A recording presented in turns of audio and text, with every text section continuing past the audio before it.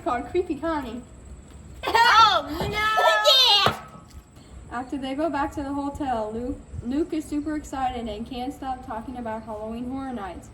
Jessie finally gave in and said yes. Luke and Jessie arrive to Halloween Horror Nights, and Luke is immediately overwhelmed by running around excitedly, wanting to see everything at once, while Jessie tries to keep up.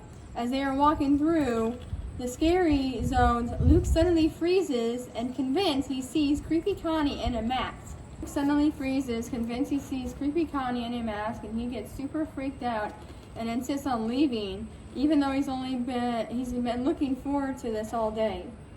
Jessie is annoyed, but agrees to go back to the hotel. Back at the hotel, Luke is still shaking up, and Jessie tries to reassure him that it is probably someone who looked at her, but Luke can't shake the feeling that it was really her, and he starts to wonder if she was following them.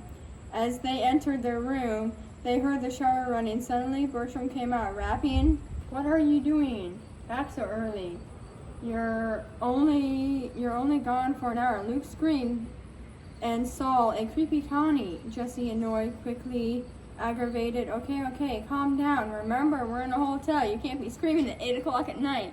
There are people trying to sleep next door. You can't do that. Bertram, looking B. Wilder, said, "Sorry, can't be screaming." Jessie tells Luke again to stop screaming, and then the lights flickered, casting shadows across the hotel room. As Luke screamed, echoed Creepy Connie, Creepy Connie, Creepy Connie. A sudden, heavily silent fell thicker than the human air. Night, and the only sound was low from the fall sea whirling, making the hairs on Jessie's neck stand up. 5 minutes later, a sharp knock scattered the room. A stern-faced hotel employee stood at the doorway, his flashlight beam cutting through the dimness. "We're having technical problems with our power," he announced. His voice, I mean, heard screaming. "Please keep it down." Jessie's trying to maintain calm, ensure him that they would. As the door clicked shut, Jessie piped up, "I'm 8, and I'm way better than you. You act like a 5-year-old, she told Luke, forcing a smile. "Since the power is messed up, let's just try to get some sleep." As they settle into bed, another flicker of the lights revealed a chilling figure standing in the corner, a ghostly woman with long, flowing hair and a faint stare. "Creepy Connie has arrived," Luke said, pointing to the corner of the dimly lit room, Jessie's flashlight in her hand. "There's nothing there, Luke. You're just scared." He swept the beam across the room, finding only shadows. "See, just in the dark." Luke trembled. "No, I saw her. She's right there." Remembering Luke's attachment to his teddy bear and his fear of the dark, Jessie knelt down. "I know you're scared, but there's nothing to be afraid of." Suddenly the flashlight died, plunging in the darkness. "Here, I can feel her from the doorway." Bertram grumbled, "I'm going to sleep. I don't get paid enough to deal with this nonsense." Jessie sighed, "Yeah, me too. If you don't go to sleep, that's not my problem." He turned and headed for his room, leaving Luke alone in the dark. The room filled silent. The tension, thick air was out with a knife, and everyone was finally asleep except Luke, staring at the wall. An hour later, Jessie woke up, needing to use the bathroom again. She's already gone 20 times today. Sighing, she got out of bed and noticed Luke was still awake, not sleeping, sitting straight up against the wall in a weird position. Gently pulling him down onto the bed and covered him up, he was so scared that he just stared at the wall until he finally drifted off. Bertram rolled over and asked Jessie where she was going. She said, "I'm going to the bathroom." She repelled. "You've gone to the bathroom like 20 times, he said, his voice laced with concern. I know, Jessie whispered. back, "I know why. I haven't told the kids yet. I don't want them to feel scared. It's a surprise." Bertram frowned. The kids haven't caught on. "About what?" Jessie just shook her head, a small smile playing on her lips. Bertram didn't know either, but he had his suspicions. He looked at Jessie with a knowing grin. "Well, try not to spend all day in there. We've got a lot of preparing for." Wink, wink.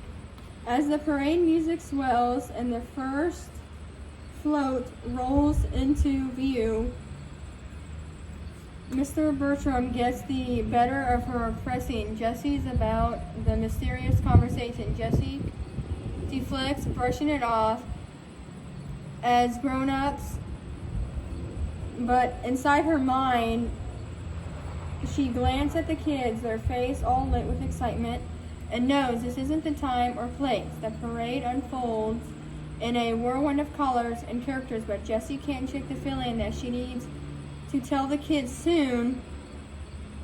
The fear of eyes and judgmental whispers grew with her, even more determined to find the perfect spot to tell the kids. After the parade, the kids are hyped up and begging Jessie to join them on a roller coaster. She tries to wiggle out of it, but they keep asking. Finally, she says, "I don't feel like this right now. You guys go ahead." They take off. Jessie knows she can't hide anymore. Jessie quickly runs to the bathroom again and gets sick in the sink. People are in there and they get freaked out. I'm like, come on, that's disgusting. She's like, "I'm sorry. I'm not going to say the word because you'll have to find out." As the kids are getting off the ride, they ask Bertram, "Where did Jessie go?" And he says, "She went to the bathroom. She had to go pee really bad." First, Bertram's doesn't have any clothes on. Now we're talking about Jessie and her bathrooming. All the kids looked at each other and saying, "Jessie must got a really tiny bladder. It's only 10:20. She's already gone to the bathroom like 5 times." Did she drink a gallon of milk? I had morning sickness, okay? I didn't want to go on the ride after being gone for a while, and then she confirms to Bertram that she got it. That was a big hint. If anybody doesn't know what morning sickness is, then you don't know. I wasn't paying too close attention, but until you said that, and now that makes sense.